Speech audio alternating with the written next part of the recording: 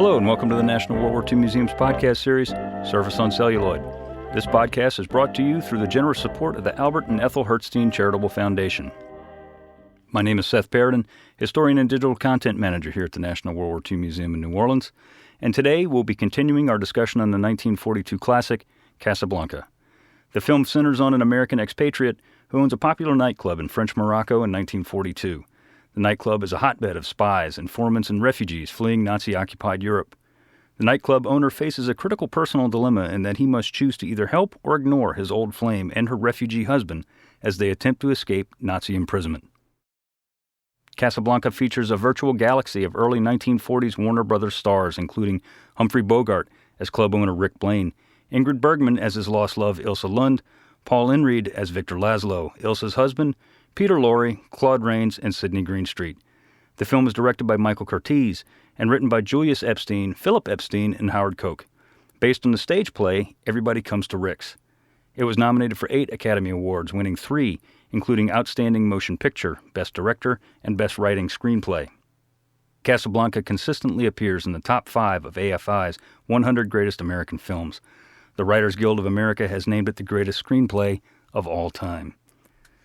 Now, in the main episode, we mentioned the international cast, and we went over a couple of the cast members and a bit of their stories, but I wanted to take the time to go over a couple of the others whom we really didn't talk too much about. One of those guys is Conrad Veidt. Conrad Veidt, he played the German Colonel Strasser, who was the villain, if you will, in the movie. Veidt himself was born in Berlin and served in the German army on the Eastern Front in the First World War. He fled Nazi Germany in 1933 after marrying a Jewish woman. He was fully aware of what was coming through the Nuremberg laws that were rapidly approaching and the further persecution of the Jews, so he wanted to get he and his wife out of town. He was vehemently anti-Nazi, which made his typecasting as a Nazi even more ironic. In the few films that he was cast in Hollywood, he was always cast as a Nazi. He moved to Hollywood in 1941 and made 3 films in the United States before he died of a massive heart attack in Beverly Hills at the age of 50. He wasn't the only international star, as we said, in Casablanca. Another one who actually was in a lot of Warner Brothers movies after Casablanca was a gentleman named S.Z. Sakal. He was a Hungarian Jewish actor who also fled Nazi rule, but later than did Veidt in 1940. Being Jewish, he was afraid of Nazi persecution, and rightfully so. 3 of his sisters and his niece were all put into concentration camps by the Nazis over the years, and none of them survived the Holocaust. His nephew and brother-in-law and sister, all 3 of his sisters died, but his brother-in-law and his nephew actually did survive. Sakal appeared in many very popular movies of the war years, including Yankee Doodle Dandy with James Cagney, Ball of Fire with Gary Cooper, and Christmas in Connecticut with Barbara Stanwyck. He also died of a heart attack at age 72, but in 1955. Another guy who you see in the movie who is usually cast as a Nazi, but in this movie he was not, was Helmut Dantine. He played the role of Jan Brendel, who's the man he was the man that Bogart helps, quote unquote, win at roulette. And Brendel is trying to win money to get the letters of transit and the visa that he needs to get out of town. And he was actually an Austrian. And he was actually imprisoned by the Nazis in a concentration camp in 1938 because he also was vehemently anti-Nazi, and he spoke out about them. Through the help of his parents, who were rather well off, he was released, and he moved to the United States, where he began working in Hollywood, usually cast as a Nazi. He had a modest career, and he died in 1982 at the age of 63. One of the topics in the main episode was the escape route from Europe for refugees.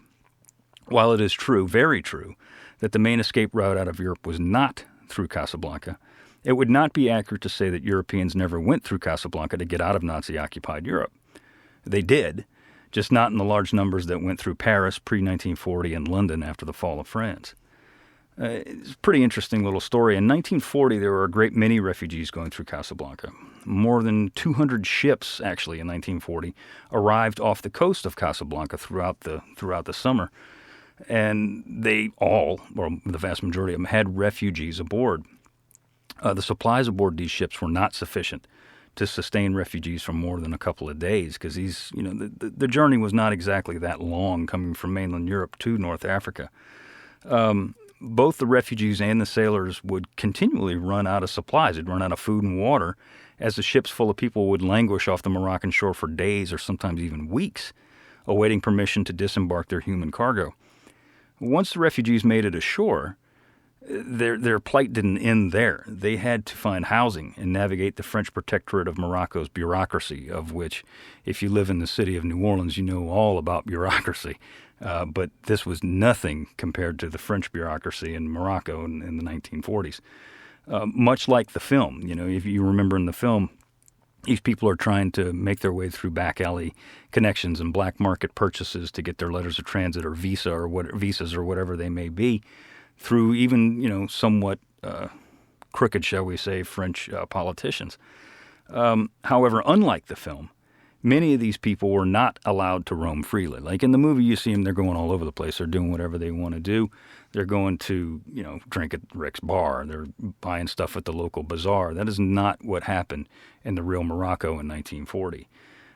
These people were generally shunted into an internment camp, and they were kept there. Many of those in the internment camp were Jewish. Many of these European Jews were assisted by a woman named Hélène Benatar. Madame Benatar was obviously French and actually became the first female lawyer in French Morocco. She volunteered for the Red Cross and was also a trained nurse. Upon seeing all of the refugees in Casablanca, she founded a refugee assistance committee. She helped find people a place to stay while they awaited their transportation and visa applications. And this was not an easy job, because at one time, in September 1940 to be exact, her group was assisting over 800 refugees. In the movie, the main goal of most of the characters is to get out of Casablanca in any way they can.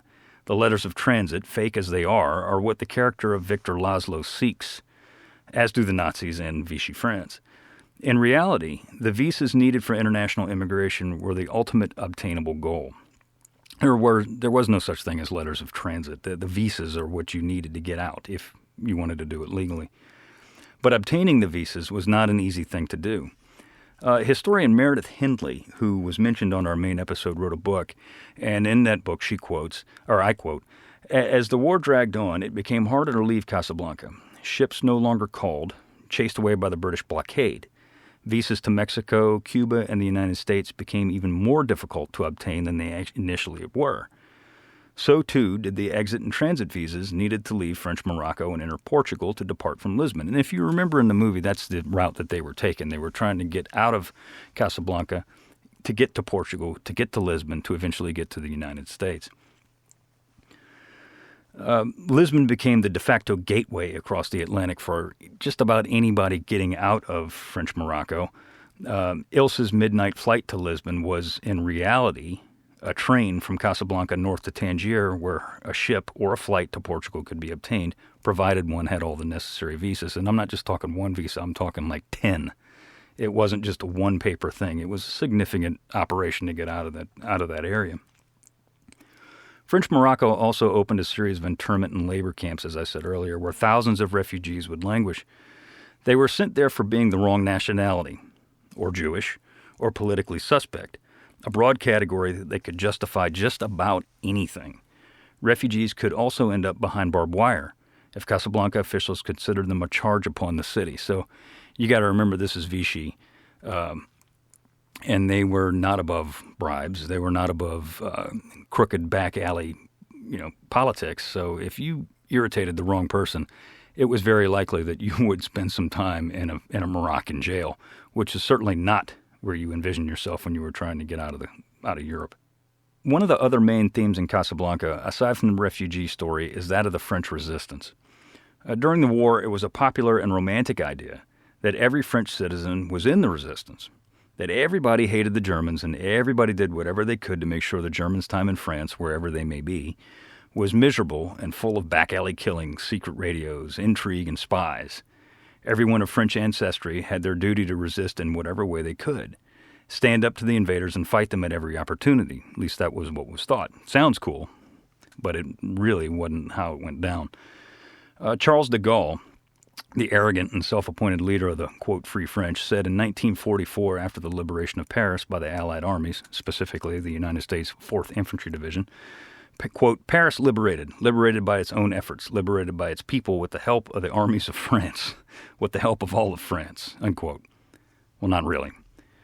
The facts are that after the fall of France, a defeat of such magnitude that it left the vast majority of the French populace stunned and ashamed, that the majority of Frenchmen simply complied. You got to understand, in 1940, the French army was one of the most powerful armies in Europe. It was certainly one of the largest, if not the largest. I forget the actual numbers off the top of my head. I don't recall. But they were big. This was not, Belgium. This was a large country with a large military, a proud military history. And in 6 weeks, they were utterly destroyed and defeated by the German army.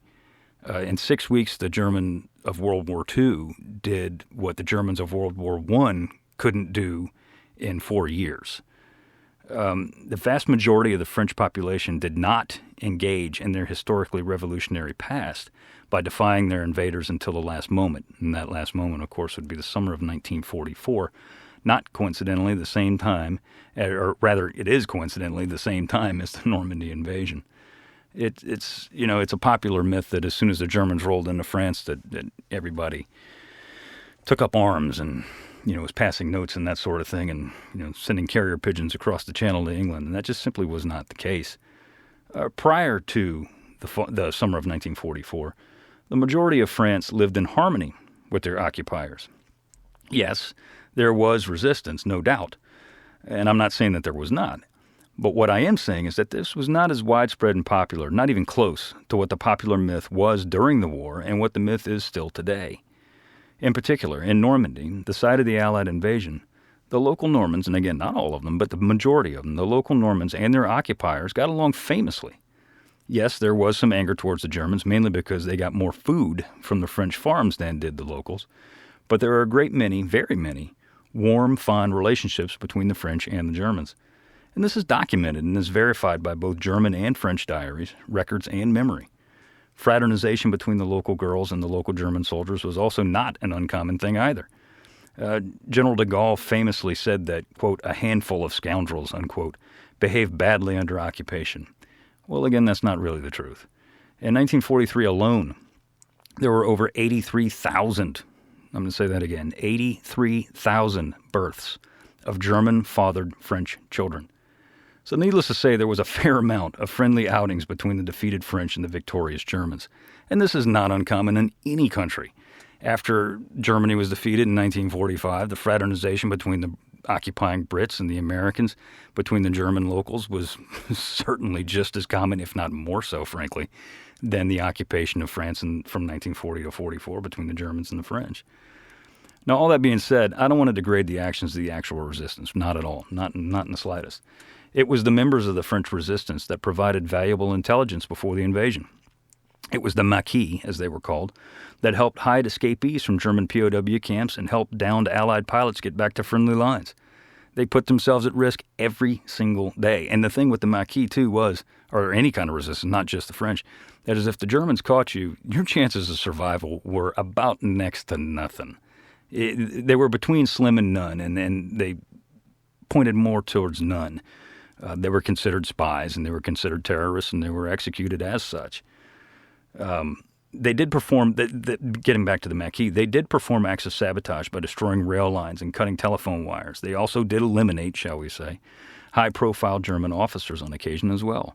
So they did participate. They did play an active and very important role, and they did help the cause. Just not as greatly as the myth says. Not every Frenchman was in the resistance. Not every French girl poisoned the Germans' beer. And not every French family shunned the local German soldier from the Sunday dinner table. And with that in mind, I will get back to what I find the most moving scene in Casablanca. And this is the scene in which the Germans are singing Wacht am Rhein, and the refugees overpower their song with their thundering rendition of Les Marseillaises. As I stated in the main episode, Madeleine Lebeau is really crying in the scene. You'll see her, the camera focuses directly on her as she's losing it, because she actually was a French refugee, and she was singing her heart out, and she was crying her heart out too because she felt the pain that her country was feeling. The song hit her obviously very, very hard in the film, and you can see that. As the bar's band, the band in Rick's Cafe, plays the song, if you listen really closely, you can hear the Warner Brothers, the entire orchestra, take over and blast the song across the screen. And it's very, very powerful. It's about after the first couple of lines of the song, you just hear it, and it is very, very strong. And while it's a well-known fact that Americans really wanted no part in the European War in 1941, and Pearl Harbor was certainly the deciding factor for America's involvement in the war, it was the fall of France that really stirred America's emotions first. It really was. A nation that was thought to be so powerful, that being France, just collapsed at the sight of the invading Germans was a powerful thought to isolationist America. Therefore, it's not surprising that the scene in the film in which I'm referring to struck American audiences just as hard then as it does, or at least should, now. In the main episode, Rob Citino talked of the anthem's lyrics, and I doubt many of you actually heard them or speak French. I do not. Or you've actually read them. So, in closing, I'll read you a few lines, just a few, because it's long. The day of glory has arrived. Against us tyranny's bloody flag is raised. In the countryside do you hear the roaring of these fierce soldiers? They come right to our arms, to slit the throats of our sons, our friends. Grab your weapons, citizens. Form your battalions. Let us march, May impure blood water our fields. Sacred love of France, lead support our avenging arms. Liberty, beloved liberty, fight with your defenders. Under our flags let victory hasten to your manly tones. May your dying enemies see your triumph and our glory. Talk about stir the emotions. Thank you so much for listening. Tune in next week when we discuss the 1942 film Mrs. Miniver. You can follow us on Facebook, Instagram, and Twitter at Service on Celluloid. Be sure to rate and review us on iTunes if you like what you hear. I'd like to thank everyone who made this podcast possible. Our producer, Tessa Jager, and this episode was actually recorded at Music Shed Studios here in New Orleans. This has been a production of the National World War II Museum.